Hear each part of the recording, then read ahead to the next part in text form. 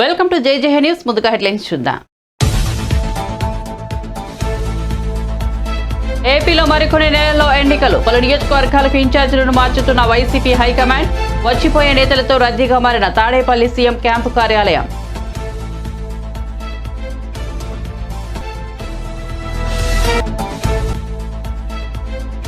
కాళేశ్వరం వెళ్లి వాస్తవాలు చెప్పినందుకు కాంగ్రెస్ ప్రభుత్వానికి థ్యాంక్స్ చెప్పిన కడియం శ్రీహరి. శ్వేతపత్రాలు, జ్యుడిషియల్ విచారణ పేరుతో కాంగ్రెస్ పార్టీ నాటకాలు ఆడుతోందని విమర్శలు.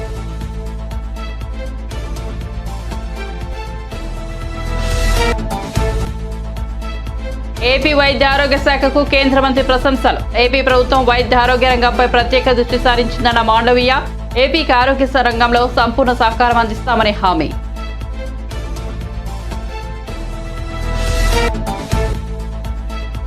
వ్యూహం చిత్రానికి ప్రతి వ్యూహం ఉండకూడదంటే ఎలా అన్న నారా లోకేష్. ఎన్నికల ముందు ఈ తరహా సినిమాలు తీయడం ఓ ఫ్యాషన్ అయిపోయిందని మండిపాటు.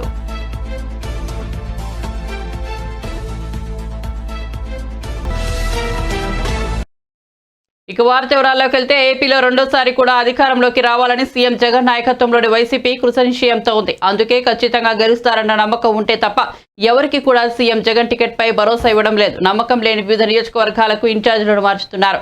తాడేపల్లిలోని సీఎం జగన్ క్యాంపు కార్యాలయం గత కొన్ని రోజులుగా నియోజకవర్గ ఇన్ఛార్జి నియామకాల కసరత్తులకు వేదికగా నిలుస్తోంది. రోజుకు కొంతమంది నేతలను పిలిపించి నియోజకవర్గ ఇన్ఛార్జీల మార్పుపై వారి అభిప్రాయాలు తెలుసుకుంటున్నారు. పలువురు ఎమ్మెల్యేలు, ఎంపీలు క్యాంపు కార్యాలయానికి వచ్చి సీఎం జగన్ తో మాట్లాడి వెళ్లారు. హిందూపురం ఎంపీ గోరంట్ల మాధవ్, మచిలీపట్నం ఎంపీ బాలశౌరి, రాజ్యసభ సభ్యుడు మోపిదేవి వెంకటరమణ, ఒంగోలు ఎమ్మెల్యే బాలినేని శ్రీనివాసరెడ్డి, విజయవాడ నేత దేవినేని అవినాష్లతో సీఎం జగన్ ప్రత్యేకంగా మాట్లాడినట్టు తెలుస్తోంది. జగ్గాపేట ఎమ్మెల్యే సామినేని ఉదయభాను, విజయవాడ సెంట్రల్ శాసనసభ్యుడు మల్లాది విష్ణు, కాకినాడ రూరల్ ఎమ్మెల్యే కన్నబాబు, మార్చల శాసనసభ్యుడు పిన్నెల్లి రామకృష్ణారెడ్డి, ఎమ్మిగనూరు ఎమ్మెల్యే చెన్నకేశవరెడ్డి, రాయదుర్గం ఎమ్మెల్యే కాపు రామచంద్రారెడ్డి తదితరులు సీఎం క్యాంప్ కార్యాలయానికి వచ్చారు.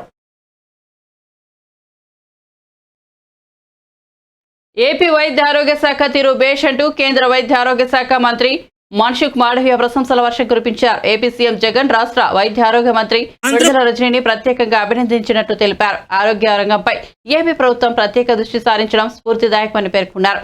ఆరోగ్య రంగంలో ఏపీకి సంపూర్ణ సహకారం అందిస్తామని మన్సుఖ్ మాండవీయ చెప్పారు. కేంద్ర రాష్ట్ర ప్రభుత్వాల పరస్పర సహకారంతోనే ప్రజలకు మరింత మేలు జరుగుతుందని అభిప్రాయపడ్డారు. ఆరోగ్యవంతమైన ప్రజలతో ఆరోగ్యవంతమైన సమాజం ఏర్పడుతుందని పేర్కొన్నారు.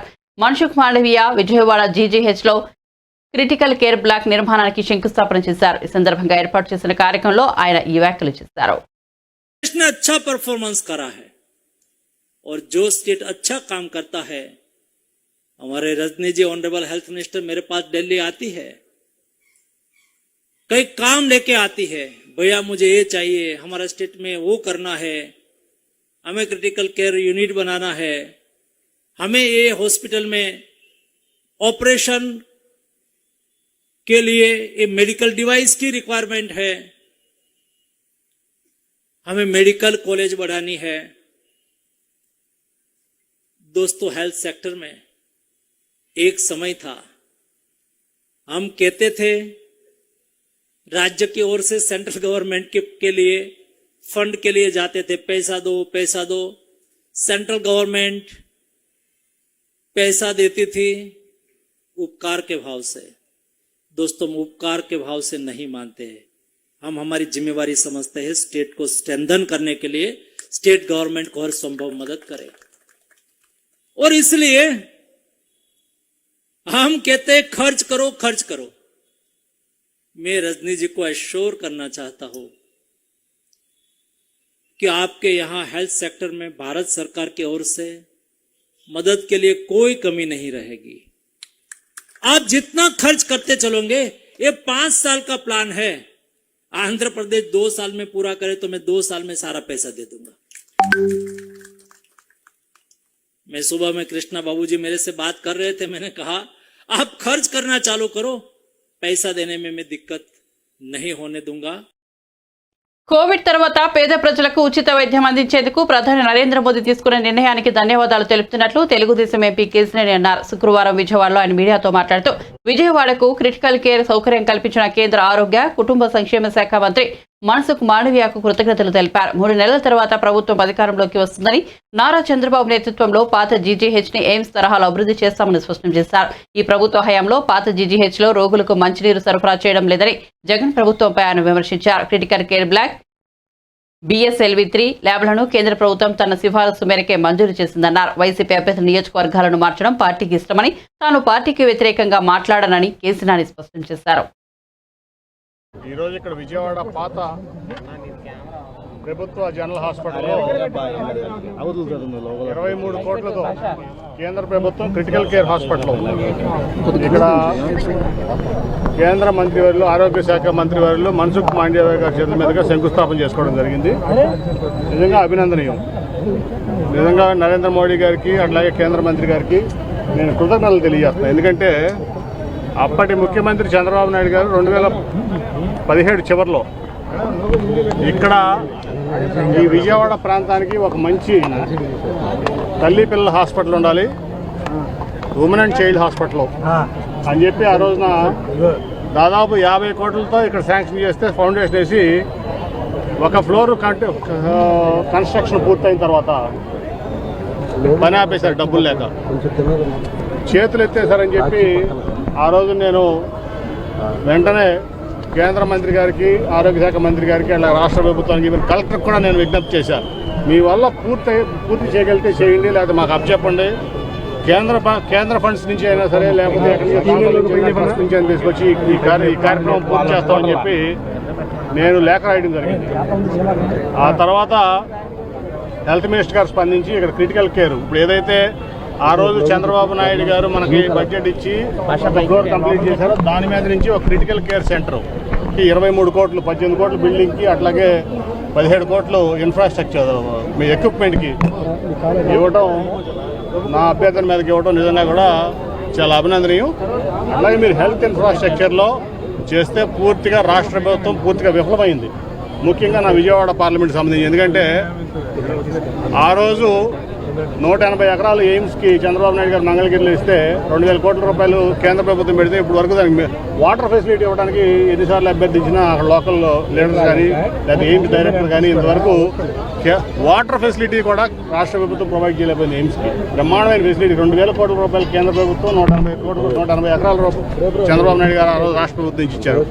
అట్లాగే ఆ రోజు ఈ రోజు ఉన్నటువంటి బీజేపీ జాతీయ అధ్యక్షులు నడ్డా గారు హెల్త్ మినిస్టర్ ఉన్నప్పుడు నా అభ్యర్థన మేరకు ఇప్పుడున్న ప్రజెంట్ గవర్నమెంట్ జనరల్ హాస్పిటల్లో 150 కోట్లతో మల్టీ స్పెషాలిటీ బ్లాక్ దాన్ని శాంక్షన్ చేస్తే 120 కోట్లు ఆ రోజు నడ్డా గారు సెంట్రల్ గవర్నమెంట్ నుంచి ఇచ్చారు. ఆరోగ్య శాఖ నుంచి 30 కోట్ల రూపాయలు చంద్రబాబు నాయుడు గారు స్టేట్ గవర్నమెంట్ శాంక్షన్ చేస్తే వాళ్ళ బ్రహ్మాండమైన మల్టీ స్పెషాలిటీ హాస్పిటల్ అక్కడ ఇదైంది.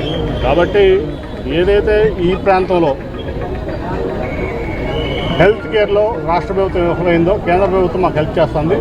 డెఫినెట్గా అట్లాగే మళ్ళీ రాబోయే రోజుల్లో తప్పకుండా తెలుగుదేశం పార్టీ గవర్నమెంట్ వస్తుంది. ఈ పాత జనరల్ హాస్పిటల్ని బ్రహ్మాండమైనటువంటి ఎయిమ్స్ లాంటి ఫెసిలిటీ ఇక్కడ క్రియేట్ చేసే బాధ్యత చంద్రబాబు నాయుడు గారి కోసం నేను తీసుకుంటానని చెప్పి ఈ సందర్భంగా మీ అందరూ తెలియజేస్తూ మరొకసారి ఈ కార్యక్రమానికి ఇక్కడ ఫండ్స్ ఇచ్చి క్రిటికల్ కేర్ సెంటర్ ఈ బడ్జెట్ ఇచ్చినందుకు అలొకేట్ చేసి వాళ్ళ శంకుస్థాపన చేసినందుకు మరొకసారి కేంద్ర మంత్రి గారిని నేను అభినందిస్తున్నా. అట్లా శ్వేతపత్రాలు జ్యుడిషియల్ విచారణ పేరుతో కాంగ్రెస్ పార్టీ నాటకాలు ఆడుతోందని స్టేషన్ గన్పూర్ ఎమ్మెల్యే కడియం శ్రీహరి విమర్శించారు. శుక్రవారం ఆయన మీడియాతో మాట్లాడుతూ ఇచ్చిన హామీలు అమలు చేయకుండా, చేయాల్సిన పనులు చేయకుండా ప్రజలను తప్పుదో పట్టించే ప్రయత్నాలు చేస్తున్నారని ఆరోపించారు. ప్రజలకు వాస్తవాలు తెలియాలంటే న్యాయ విచారణ జరగాలని డిమాండ్ చేశారు. కాళేశ్వరం ప్రాజెక్టు వద్దకు వెళ్లి వాస్తవాలు తెలియజేసినందుకు కాంగ్రెస్ వారికి ధన్యవాదాలు తెలిపారు. కాళేశ్వరం ప్రాజెక్టులో 1,00,000 కోట్ల అవినీతి జరిగిందని రాహుల్ గాంధీ ఆరోపణలు చేశారని, కానీ ప్రాజెక్టు వ్యయం 93,000 కోట్లు అని అధికారులు చెప్పారని గుర్తు చేశారు. కాళేశ్వరం కోసం పెట్టిన ఖర్చును కాంగ్రెస్ ప్రభుత్వమే ఒప్పుకుందని తెలిపారు. 93,000 కోట్లు ఖర్చు చేసిన ప్రాజెక్టులో 1,00,000 కోట్లు అవినీతి ఎలా జరుగుతుంది అని నిలదీశారు.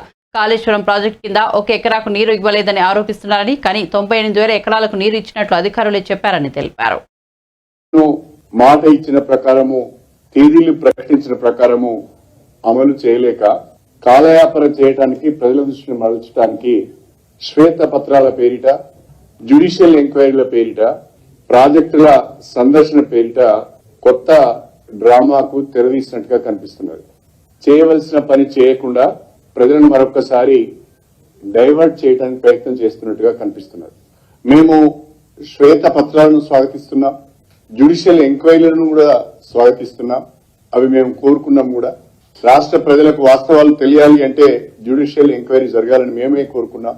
ఈరోజు కాళేశ్వరం ప్రాజెక్టుకు వెళ్లి వారే కొన్ని వాస్తవాలు ప్రజలకు తెలియజేశారు. అందుకు కూడా వారికి ధన్యవాదాలు. అందులో మొట్టమొదటిది, కాళేశ్వరం ప్రాజెక్టు పైన 1,00,000 కోట్ల రూపాయల అవినీతి జరిగింది అని సాక్షాత్తు రాహుల్ గాంధీ గారే అనేక బహిరంగ సభలలో చెప్పడం జరిగింది. ప్రస్తుత ముఖ్యమంత్రి గారు కూడా 1,00,000 కోట్ల అవినీతి జరిగిందని చెప్పడం జరిగింది. కాంగ్రెస్ పార్టీ నాయకులు కూడా అనేక మంది 1,00,000 కోట్ల అవినీతి కాళేశ్వరంలో జరిగింది అని చెప్పారు. కానీ ఈరోజు అధికారులు ఇచ్చిన పవర్ పాయింట్ ప్రజెంటేషన్ లో ఇప్పటి వరకు 93,000 కోట్లు మాత్రమే కాళేశ్వరం ప్రాజెక్టు పైన ఖర్చు జరిగింది అని ప్రస్తుతం ఉన్న రాష్ట్ర ప్రభుత్వమే ఒప్పుకోవడం జరిగింది. 93,000 కోట్లు మాత్రమే కాళేశ్వరం ప్రాజెక్టు పైన ఖర్చు పెడితే 1,00,000 కోట్ల అవినీతి ఏ రకంగా జరిగిందో కాంగ్రెస్ ప్రభుత్వం రాష్ట్ర ప్రజలకు సమాధానం చెప్పాలి. రెండవది, 1,00,000 కోట్ల రూపాయలు ఖర్చు పెట్టారు కాళేశ్వరం ప్రాజెక్టు పైన, 1 ఎకరానికి కూడా సాగునీరు ఇవ్వలేకపోయారని చెప్పారు. కానీ ఈ రోజు అధికారులు ఇచ్చిన పవర్ పాయింట్ ప్రజెంటేషన్ లో కాళేశ్వరం ప్రాజెక్టు ద్వారా నేరుగా 98,000 కొత్త ఆయకట్టుకు నీరిచ్చామని చెప్పి వాళ్ళే ఒప్పుకున్నారు. ఒకవైపు శ్రీరామ్ సాగర్ ప్రాజెక్టు మొదటి దశ, రెండవ దశ లోయర్ మానేర్ డ్యామ్ కు దిగువన నల్గొండ జిల్లాలోని తుంగతుర్తి, సూర్యాపేట, కోదాడ వరకు కూడా కలుపుకొని 15 లక్షల ఎకరాల వరకు స్టెబిలైజేషన్ జరిగింది. కొత్తగా 98,000 ఎకరాలకు సాగునీరు వచ్చింది అని చెప్పి రాష్ట్ర ప్రభుత్వమే ఇవాళ పవర్ పాయింట్ ప్రజెంటేషన్ లో చెప్పడం జరిగింది. అంటే నిన్నటి వరకు కాంగ్రెస్ పార్టీ వాళ్ళు గత బీఆర్ఎస్ ప్రభుత్వం పైన చేసిన ఆరోపణలన్నీ కూడా కాళేశ్వరం విషయంలో అవాస్తవమని తేలింది. 1 ఎకరానికి సాగునీరు అందలేదని, 1,00,000 కోట్ల అవినీతి జరిగింది అని ఎన్నికల సమయంలో ఏదైతే ప్రజల్లోకి బలంగా తీసుకువెళ్లే ప్రయత్నం చేసి సఫలీకృతమయ్యారో అది అవాస్తవం అనేది ఈ రోజు వారి మాటల్లోనే, వారి పవర్ పాయింట్ ప్రజెంటేషన్ లోనే చాలా స్పష్టంగా తెలియవచ్చింది. ఇవాళ భారీ నీటిపారుదల శాఖ మంత్రి గారు ఒక మాట చెప్పారు. తుమ్మిడిహట్టి దగ్గరనే తిరిగి మేము ప్రాజెక్టును ప్రారంభిస్తాం. తుమ్మిడిహట్టి ప్రాజెక్టు అనేది గ్రావిటీ ద్వారా సాగునీరు అందిస్తుందని మరొక తప్పుడు మాట మాట్లాడారు. తుమ్మిడిహట్టి దగ్గర చేపట్టే ప్రాజెక్టు కూడా లిఫ్ట్ ఇరిగేషన్ ప్రాజెక్టే, అందులో కూడా లిఫ్ట్ ఉన్నది, దానికి కూడా పవర్ కన్జంప్షన్ ఉన్నది. అది గ్రావిటీ కెనాల్ కాదు, గ్రావిటీ ద్వారా సాగునీరు రాదు. తుమ్మిడిహట్టి దగ్గర స్వర్గీయ రాజశేఖర రెడ్డి గారు 16 డిసెంబర్ 2008లో శంకుస్థాపన చేశారు. అంతకుముందే 2015 నుంచే దానిపైన వ్యాప్కాస్ట్ ద్వారా సర్వే చేపించారు, ఎస్టిమేట్స్ చేశారు. కేంద్ర జలవనరుల సంఘానికి ప్రతిపాదన కూడా పంపించారు. కేంద్ర జలవనరుల సంఘం చాలా స్పష్టంగా చెప్పింది, మీరు అనుకున్నట్టుగా 160 టీఎంసీల నీటి లభ్యత తమిళహట్టి దగ్గర లేదు. ఎగువ రాష్ట్రాలు వాడుకుంటే మీకు 100 టీఎంసీలు కూడా దొరకవు. అక్కడ మీరు ప్రతిపాదించిన ప్రాజెక్టు సక్సెస్ కాదు, వాటర్ అవైలబిలిటీ లేదు అని చెప్పి కేంద్ర జలవనరుల సంఘం రాష్ట్ర ప్రభుత్వానికి లేఖ ద్వారా చాలా స్పష్టంగా 2015లోనే తెలియజేయడం జరిగింది. అంతేకాకుండా మహారాష్ట్ర ప్రభుత్వం అప్పుడున్న ముఖ్యమంత్రి చాలా స్పష్టంగా మన రాష్ట్ర ముఖ్యమంత్రి కిరణ్ కుమార్ రెడ్డి గారికి లెటర్ రాస్తూ తమకు ఎవరి మీద వ్యక్తిగత కోపం లేదని తెలంగాణ మంత్రి శ్రీధర్ బాబు అన్నారు. కాళేశ్వరం ప్రాజెక్టులో భాగంగా నిర్మించిన మేడిగడ్డ బ్యారేజీని 5 మంత్రుల బృందం శుక్రవారం పరిశీలించింది. మంత్రులు శ్రీధర్ బాబు, కోమిటిరెడ్డి వెంకటరెడ్డి, ఉత్తమ్ కుమార్ రెడ్డి, పొన్నం ప్రభాకర్, పొంగులేటి శ్రీనివాసరెడ్డిలు బ్యారేజీని పరిశీలించారు. అనంతరం శ్రీధర్ బాబు మాట్లాడుతూ ప్రజాధనంతో నిర్మించిన కాళేశ్వరం ప్రాజెక్టులో ఏం జరిగిందో ప్రజలకు తెలియాల్సి ఉందన్నారు. అసలు తమ వద్ద 3 బ్యారేజీలు ఉన్నప్పటికీ ఎలాంటి ప్రయోజనం లేదని, సాగునీటికి ఇబ్బంది అవుతోందన్నారు. మేడిగడ్డ వద్ద పిల్లర్లు కుంగిపోవడం, అన్నారం, సుందిల బ్యారేజీలలో బుడగలు రావడం తెలిసిందేనని, ఈ క్రమంలో ఈ ప్రాజెక్టులకు సంబంధించి ఏం జరిగిందో తెలుసుకోవాల్సి ఉందన్నారు.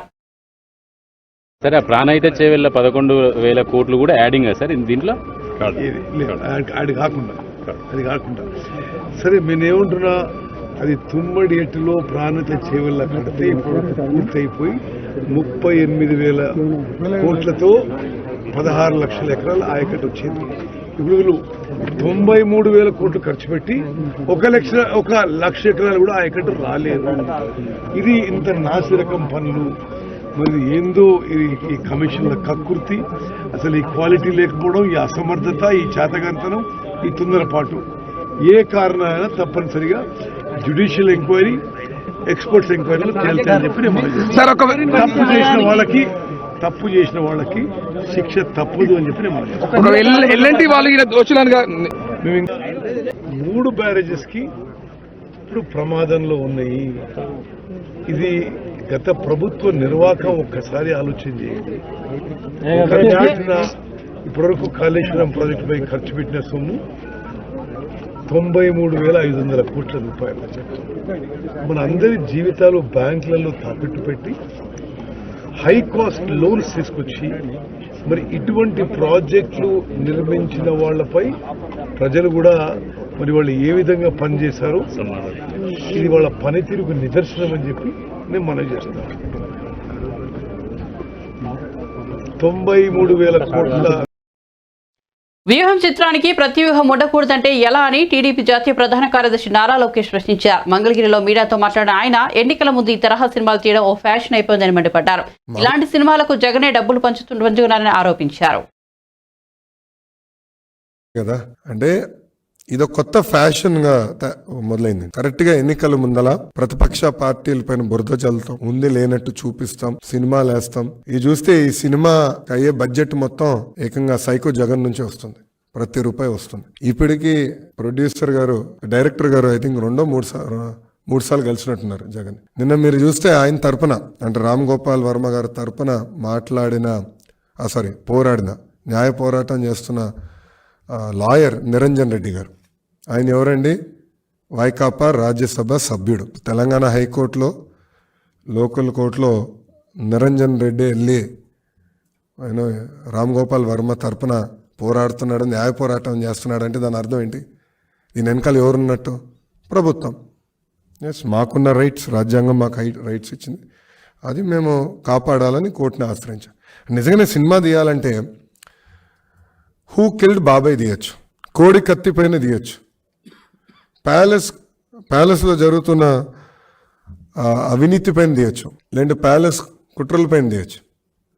అది చేయకుండా లేనిది ఉన్నట్టు చూపిస్తే తప్పనిసరిగా మేము పోరాడతాం. మాకు రాజ్యాంగం కొన్ని హక్కులు కల్పించింది, ఆ హక్కుల్నే కాపాడాల్సిన బాధ్యత కోర్టుల పైన కూడా ఉన్నాయి. నేను సెన్సార్ బోర్డు స్టేట్కి రాశాను, సెంట్రల్ సెన్సార్ బోర్డు కూడా రాశాను, కానీ వాళ్ళు మేము రాసింది పట్టించుకోలేదు. అందుకే మేము కోర్టుని ఆశ్రయించాం. జనవరి 11 వరకు మళ్ళీ స్టే చేశారు. 11th మళ్ళీ వింటానని కోర్టు చెప్పింది. ఈ లోపల వీళ్ళు ఏం చేస్తారో చేయండి. తిరుమల శ్రీవారిని పలువురు ప్రముఖులు దర్శించుకున్నారు. వీఐపీ ప్రారంభ విరామ దర్శన సమయంలో తమిళనాడు రాష్ట్ర గవర్నర్ ఆర్ఎన్ రవి, సైనికాధికారి lieutenant general Anil Chauhan, BRS MLA Vivekananda Goud, ప్రముఖ గాయని మంగ్లీ స్వామివారి ఉత్తర ద్వార దర్శనం చేసుకున్నారు. టీటీడీ అధికారులు వీరికి స్వాగతం పలికి దర్శన ఏర్పాట్లు చేశారు. అనంతరం రంగనాయకుల మండపంలో పండితులు ఆశీర్వచనం చేసి స్వామివారి తీర్థ ప్రసాదాలను అందజేశారు.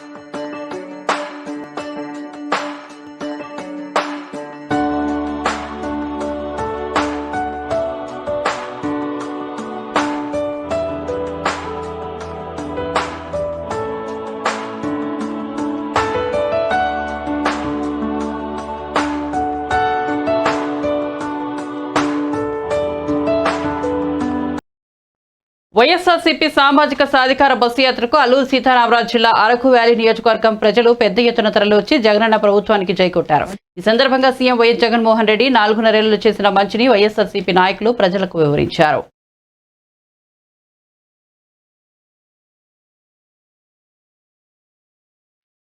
కోట్ల రూపాయలు వారి వారి ఖాతాలో జమ చేయడం జరిగింది.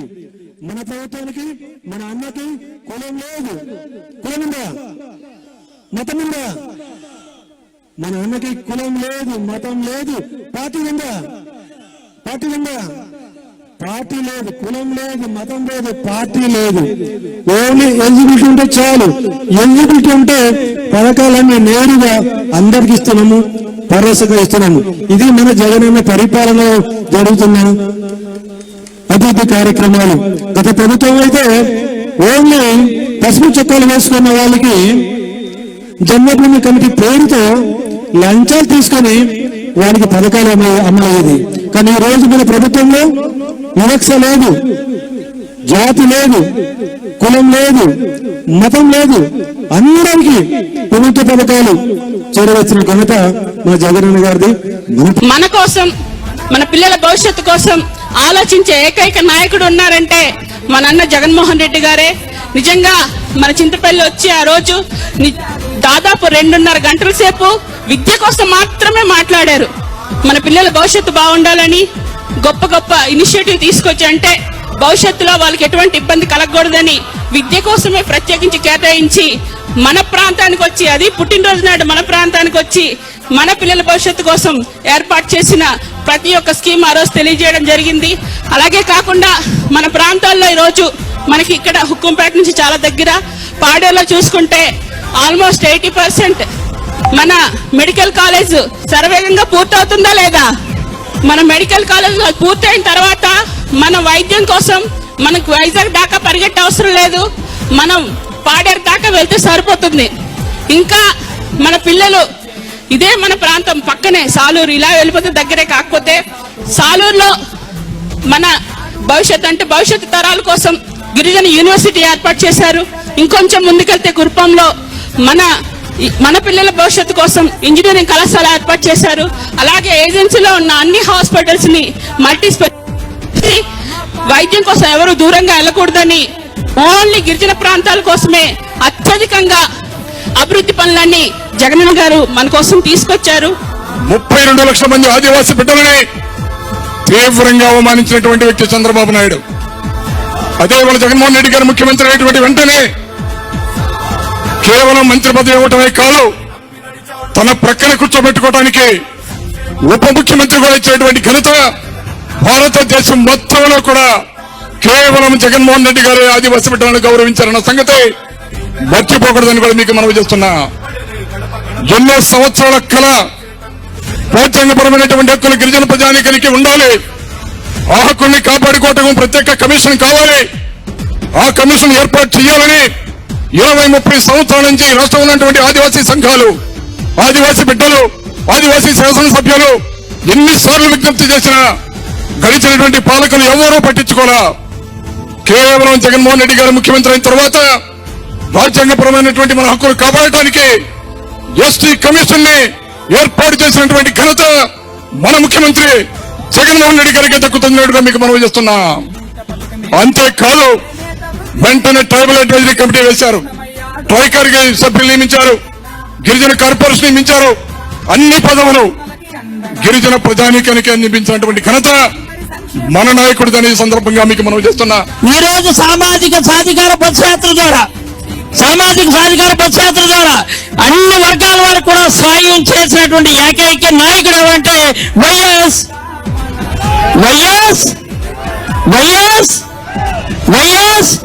జగన్మోహన్ రెడ్డి గారు. కారణం, ఈ రోజు మీ అందరికీ కూడా 66 పట్టాలు ఇచ్చి సుమారు 49,000 ఎకరాలు ఒక అరకు నియోజకవర్గానికి ఇచ్చారు.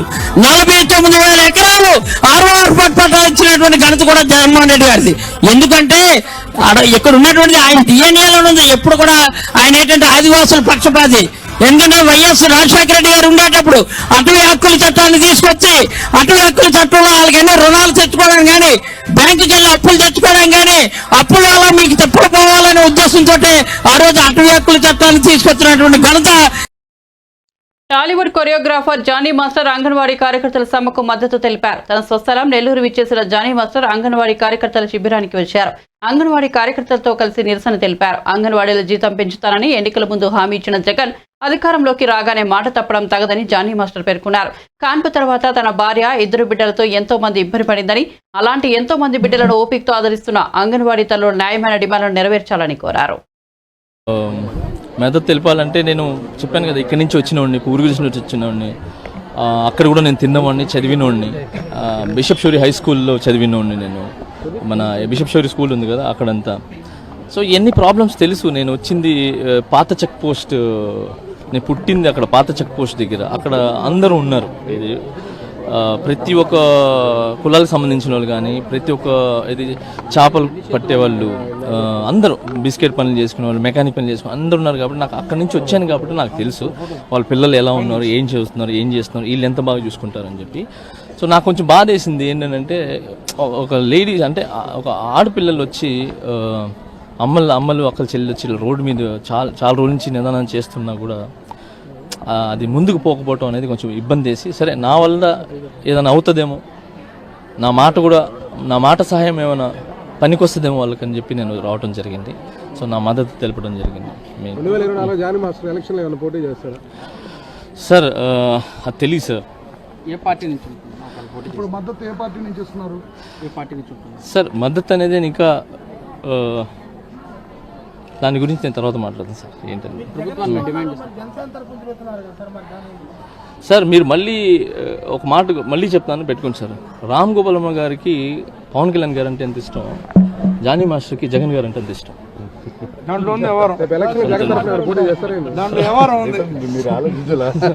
సో ముందు ఏం జరుగుతుంది ఏంటనేది తర్వాత చెప్తాను నేను. అవును 100% అండి డిమాండ్ చేస్తున్నాను కదండి. వాళ్ళు ఏదైతే డిమాండ్ చేస్తున్నారో అది రైట్, ఏదైతే ఉందో రైట్. నేను మా యూనియన్లోనే ఇంత పెద్ద బాధ్యతలు తీసుకొని ఇంటింటికి తీసుకుని వెళ్ళి వాళ్ళు పిల్లల్ని చూసుకోవడం అనేది చాలా పెద్ద బాధ్యత. అదే ఒక పిల్లని చూసుకోవాలంటే ఎంత కష్టమో తెలుసు. సో అలాంటిది వాళ్ళు అంత కష్టపడి చేస్తున్నారు. మళ్ళీ ఎప్పటికప్పుడు చూపిమని చెప్పి ఒక ఫోన్లు ఇస్తున్నారు. ఆ ఫోన్లు సిగ్నల్ ఉండదు, ఏముండదు. వాళ్ళకి ఇచ్చే ఫోన్స్ అలాంటివి కాబట్టి సిగ్నల్స్ ఉండవు. బులెటిన్ ముగించే ముందు హెడ్లైన్స్ మరోసారి చూద్దాం. ఏపీలో మరికొన్ని నెలల్లో ఎన్నికలు. పలు నియోజకవర్గాలకు ఇన్ఛార్జీలను మార్చుతున్న వైసీపీ హైకమాండ్. వచ్చిపోయే నేతలతో రద్దీగా మారిన తాడేపల్లి సీఎం క్యాంప్ కార్యాలయం.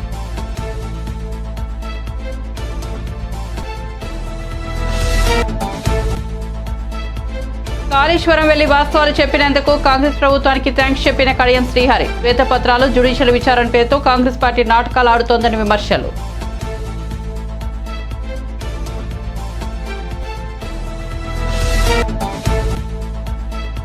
ఏపీ వైద్య ఆరోగ్య శాఖకు కేంద్ర మంత్రి ప్రశంసలు. ఏపీ ప్రభుత్వం వైద్య ఆరోగ్య రంగంపై ప్రత్యేకంగా దృష్టి సారించిందన్న మాండవీయ. ఏపీకి ఆరోగ్య రంగంలో సంపూర్ణ సహకారం అందిస్తామని హామీ.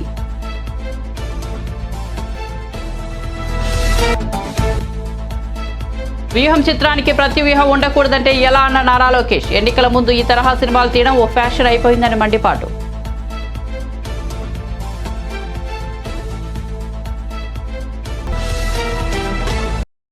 మరిన్ని అప్డేట్స్ కోసం చూస్తూనే ఉండండి జై న్యూస్.